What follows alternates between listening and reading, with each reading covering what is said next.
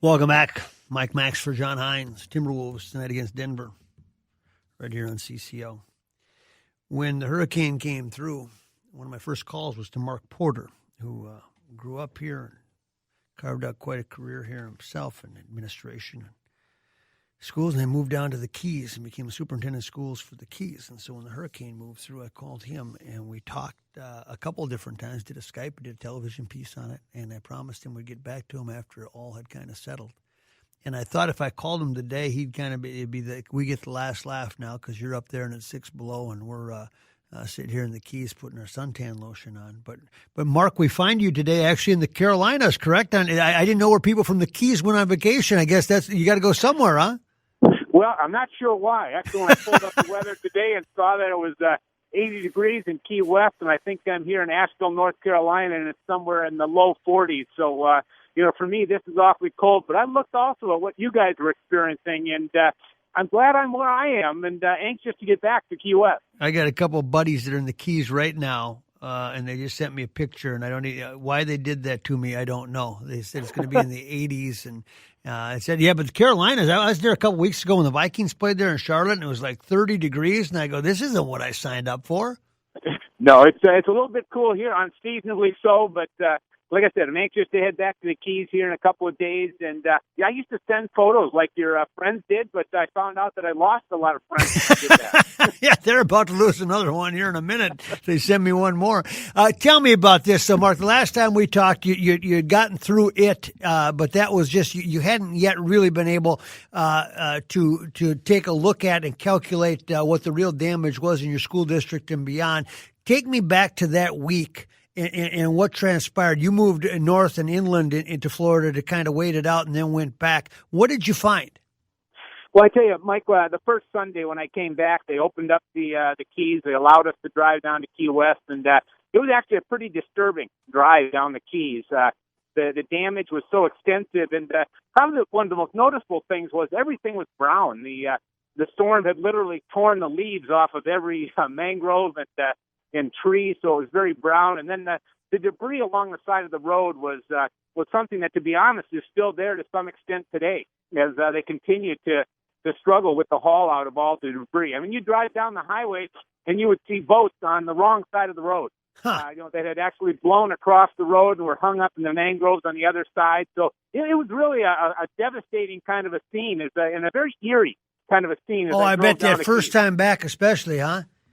Yeah, that was really, really something. Like I said, very sobering, and like I said, it just was totally different. And like I said, today things are looking much, much better. And as a matter of fact, get the word out that the Keys are open for the tourists, as your friends have found out, and we're welcoming people back. And actually, the real irony is that the city of Key West itself is probably the least impacted by the storm in the Keys. So things are full go down in Key West. They're gearing up for New Year's Eve, which is always a great big event down there. Was that just because of where they were proximity-wise? It didn't hit them like they thought it might?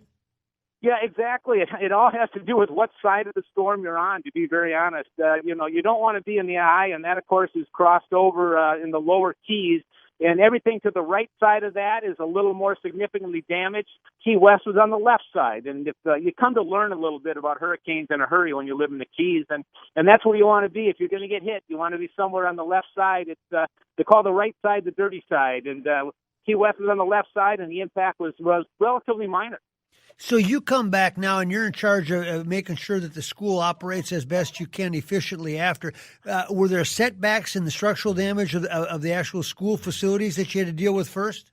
I tell you what, Mike, we construct our schools with some very high engineering requirements. Sure. And they're very expensive to build, but they actually worked extremely well. We had some minor roof damage in a couple of our older buildings, but nothing that really prevented us from getting back to school as quickly as the communities were ready to go. So actually the structural impact on the Monroe County schools was quite minimal. I think the more significant impact for us is the impact on staff members who lost their homes, and of course families and students who lost their homes. And so we really have a much bigger struggle to get our people power back, so to speak, the human capital side of things, than we did the physical schools themselves. Did you see some interesting and motivational stories that came from it?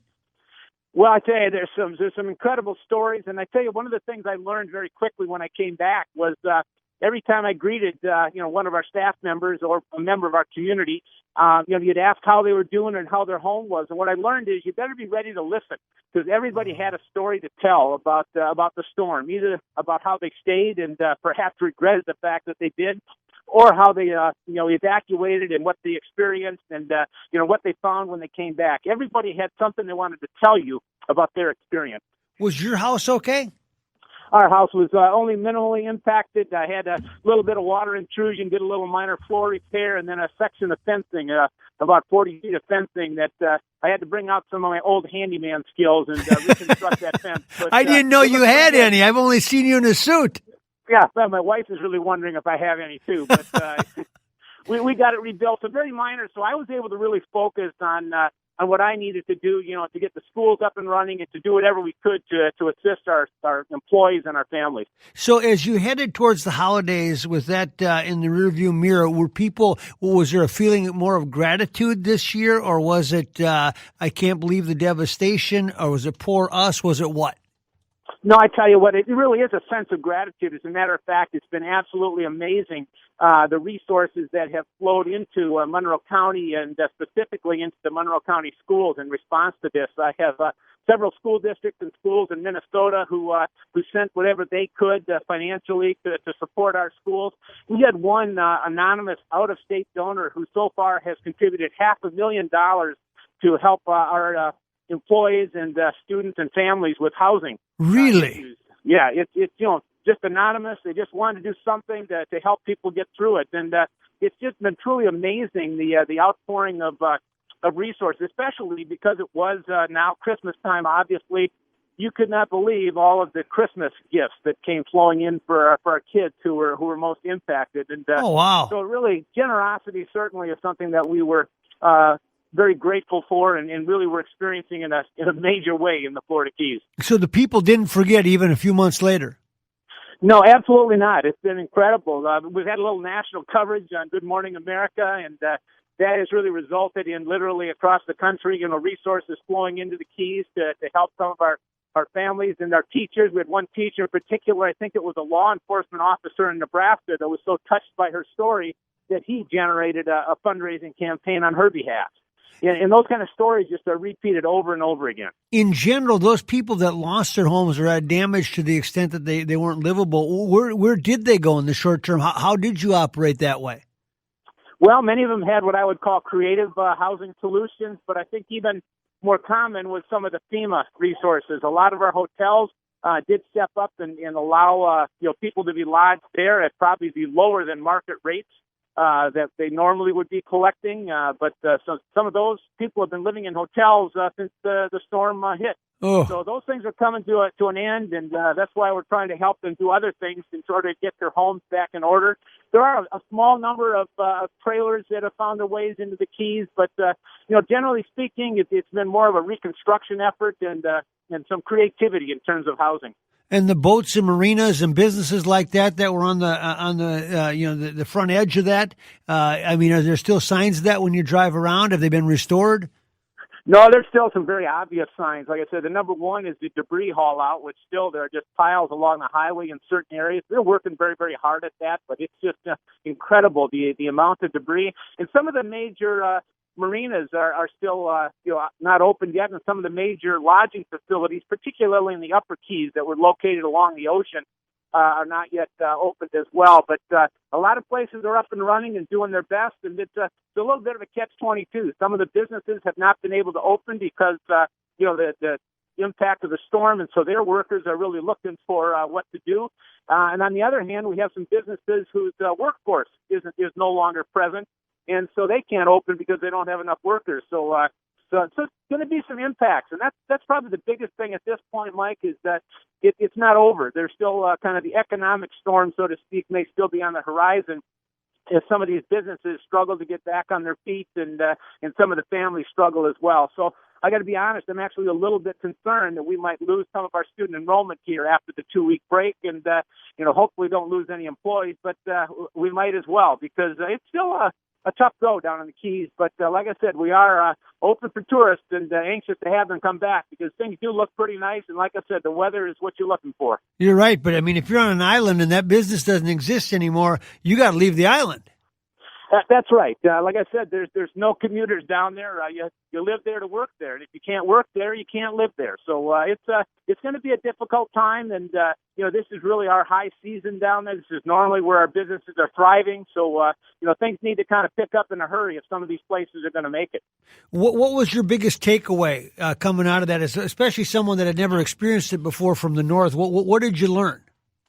Well, I said number one, I guess, is the fact that they do predict these things pretty accurately. It's different than a tornado that just kind of comes out of nowhere, and you didn't have any time to really prepare other than to hide in your basement or something like that. With a hurricane, I mean, they track them coming off the coast of Africa, and so there's a lot of opportunity to prepare, to prepare your home and to evacuate and all of that. So that was probably the first thing. I think the second thing was people underestimate the aftermath of the storm. The storm itself is, there for a relatively short period of time, but the impact that it has on the electricity, even the water supply was impacted this time in the Keys. That takes a while to get those things back on track. And, that's the part I think that people underestimate is the time it takes to recover from the storm. Well, I don't know how it would ecologically and what it would do to things like, the people go down there and they go out on the fishing boat for a day and all that stuff. Does it change the whole the ocean and the makeup of it in the short term in terms of what you can do because the water has just changed so much? Yeah, it actually does have a tremendous ecological impact. I know one of the warnings, out from the Coast Guard was, wherever your GPS told you the shallow water was before, it might be in a different location. Yeah. And so you had to be very, very cautious. There was also a lot of debris out in the water. Yeah. That's really kind of coming to an end. But even though the storm was past, the waters were, very different, very murky, for a period of time. Normally, that's what we thrive on there is the clarity of the water for snorkeling and scuba diving and all that kind of stuff. So, yeah, there's been an impact, but like I said, we're on the backside of that. Things are rapidly improving in that way, but I think there's some other things that are still to come. Mark, appreciate it very much. Great stuff as always, and thank you so much for giving us some time again. And happy holidays to you and your entire family. But as they say, you withered the storm literally this time.